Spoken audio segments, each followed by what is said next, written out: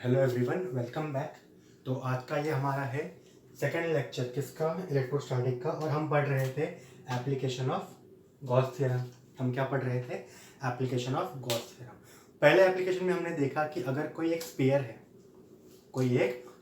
है और स्फीयर के ऊपर अगर चार्जेस क्या है, सरफेस पे डिस्ट्रीब्यूटेड है, तो उस चार्जेस का इंटेंसिटी किसी एक पॉइंट पे कितना होता है, राइट। आज हम देखेंगे एक इनफाइनाइट लॉन्ग वायर के बारे में।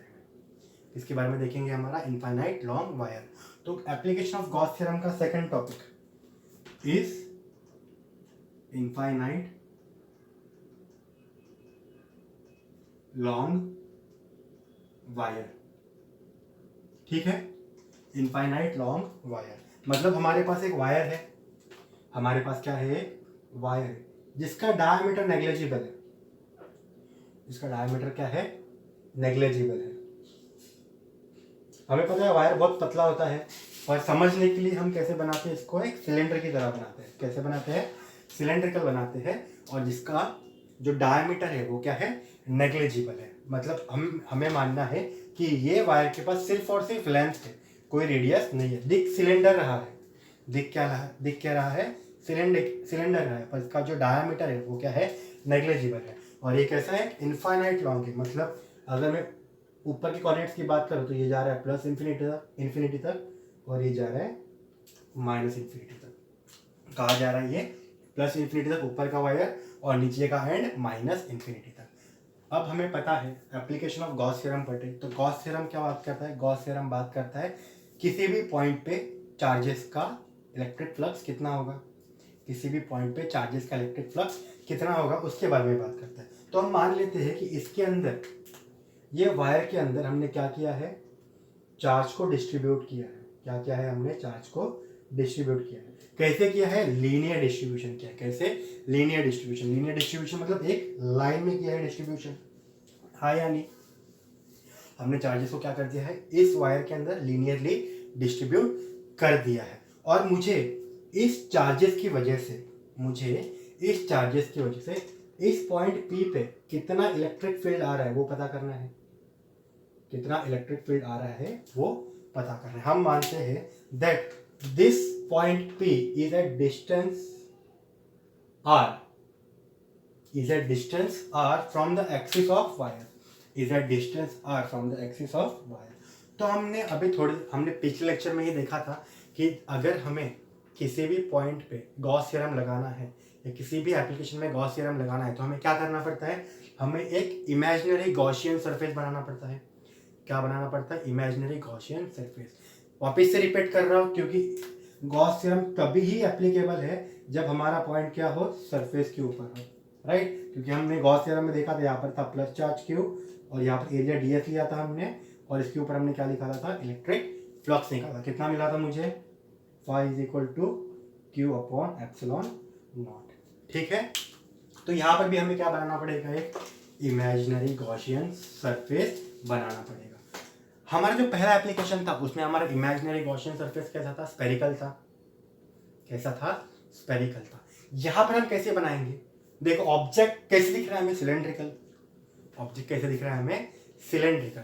सिमिलरली हम लोग क्या करेंगे? वहां पर स्फीयर था तो हमने क्या बनाया था? स्फेरिकल। यहाँ पर क्या, हमारा जो वायर है उसको ऑब्जेक्ट जो वायर है वो हमें सिलेंड्रिकल दिख रहा है, तो हम गॉसियन सरफेस भी कैसे बनाएंगे? सिलेंड्रिकल ही बनाएंगे। गॉसियन सरफेस कैसे बनाएंगे? सिलेंड्रिकल बनाएंगे, राइट। और उसका जो रेडियस होगा वो कितना रहेगा? r रहेगा, क्योंकि हमें पता है कि जो पॉइंट है वो किस पे लोकेट होना चाहिए? On the surface of Gaussian surface. On the Gaussian surface जो हमारा पॉइंट है वो कहाँ पर लोकेट होना चाहिए? On the surface of Gaussian diagram. On the surface of Gaussian diagram को कोई भी हम इमेजिन कर सकते हैं। तो हम क्या कर रहे हैं? इमेजिनरी सिलेंडर ड्रॉ कर रहे हैं। हम क्या कर रहे हैं? इमेजिनरी सिलेंडर ड्रॉ कर रहे हैं विथ रेडियस r। ठीक है, तो यहां पर रेडियस r है, तो यहां पर भी कितना होगा?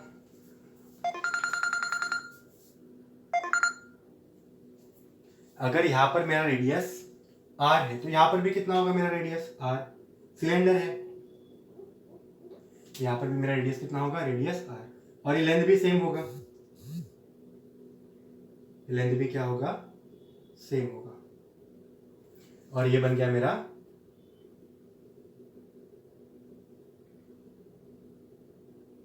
सर्कल। ठीक है, तो हमने मान लिया कि एक हमारे पास क्या है, गॉसियन सरफेस है जिसका रेडियस कितना है r, वो किस पॉइंट से पास हो रहा है, जिसपे हमें इलेक्ट्रिक फील्ड निकालनी है। हम मान लेते हैं जो हमने गॉसियन सरफेस लिया है इसका लेंथ है l। क्या है लेंथ l। तो चलो वापस से वही कहानी क्या कंसीडर करना है हमें, एक स्मॉल एरिया ds कंसीडर करना है। यहाँ पर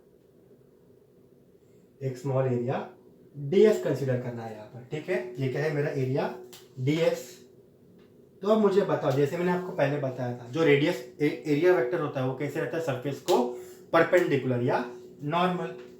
तो यहाँ पर हमने क्या बता दिया, ये है मेरा एरिया वेक्टर ds। ये क्या है मेरा एरिया वेक्टर ds। अब मुझे बताओ what will be the direction of electric lines of forces. Positive charge है, कौन सा चार्ज डिस्ट्रीब्यूशन है, पॉजिटिव चार्ज डिस्ट्रीब्यूशन है। तो इसके जो इलेक्ट्रिक लाइंस ऑफ फोर्सेस रहेंगे वो कैसे रहेंगे, अवे रहेंगे। तो ये हो जाएगा इसका इलेक्ट्रिक लाइंस ऑफ फोर्सेस का डायरेक्शन। हाँ या नहीं, दोनों तरफ होगा, ये भी किस तरफ होगा, दोनों तरफ होगा।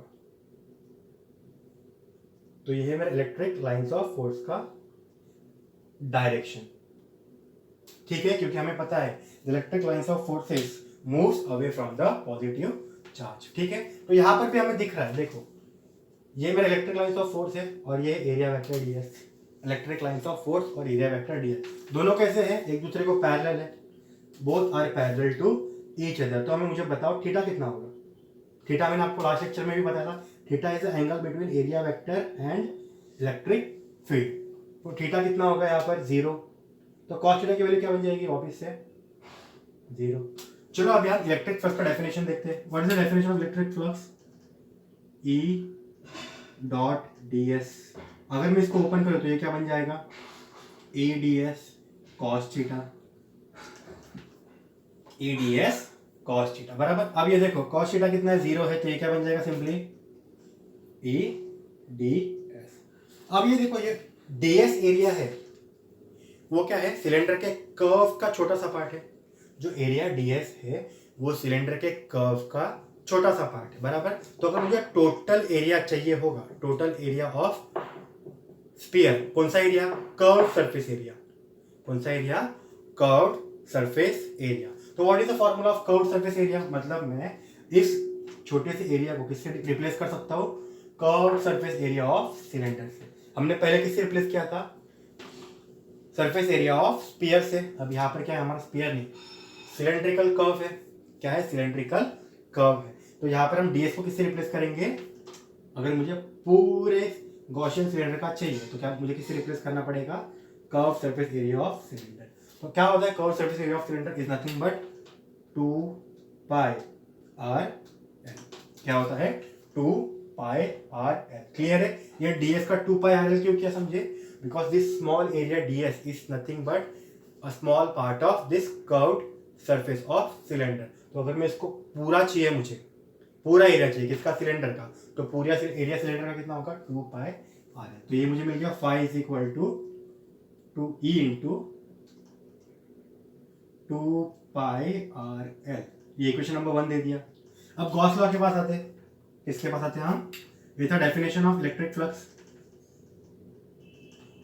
Definition of electric flux. अब किसके पास आते हैं, गॉस थ्योरम के पास। गॉस थ्योरम क्या बोलता है, phi is nothing but charge enclosed upon epsilon naught, charge enclosed upon epsilon naught। अब मुझे यहाँ पर बताओ, यहाँ पर जो डिस्ट्रीब्यूशन है चार्जेस का, वो सरफेस पे है, लीनियर है या वॉल्यूमेट्रिक है। सिंपल से दिख रहा है मुझे, the charge is distributed in single line, the charge is distributed in single line. मतलब यहाँ पर हम क्या कंसिडर करेंगे, लीनियर चार्ज डेंसिटी। क्या कंसिडर करेंगे हम लोग, linear charge density. Linear charge density का फॉर्मूला क्या होता है, चार्ज पर यूनिट लेंथ। क्या होता है, चार्ज पर यूनिट लेंथ। तो क्यू का फॉर्मूला क्या बन जाएगा यहाँ से, Q is nothing but lambda into L. Q is nothing but lambda into L. Put कर दो यहाँ पर, क्यू की जगह क्या पुट किया मैंने, लैम्डा इंटू एल। एल मतलब ये स्मॉल एल दिया था ना, small L, lambda into L upon epsilon not. तो यहाँ से एक और इक्वेशन मिल गया मुझे किसका, फाई का। Phi is nothing but lambda L upon epsilon naught. ये इक्वेशन नंबर 2। देखो दोनों के लेफ्ट हैंड साइड सेम है, तो दोनों को क्या कर सकता हूँ मैं, इक्वेट कर सकता हूँ। तो ये क्या बन जाएगा, 2 पाई आर एल इंटू ई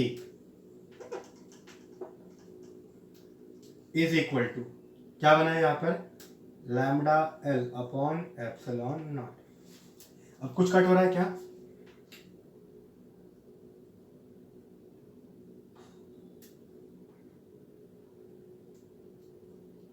ये एल गया, ये एल गया, बराबर बचा क्या मेरे पास, ई। मुझे ई का फॉर्मूला चाहिए, 2 पाई आर को नीचे भेज दो, lambda upon epsilon naught into 2 pi R. क्या बचा मेरे पास, लैम्डा अपॉन 2 पाई आर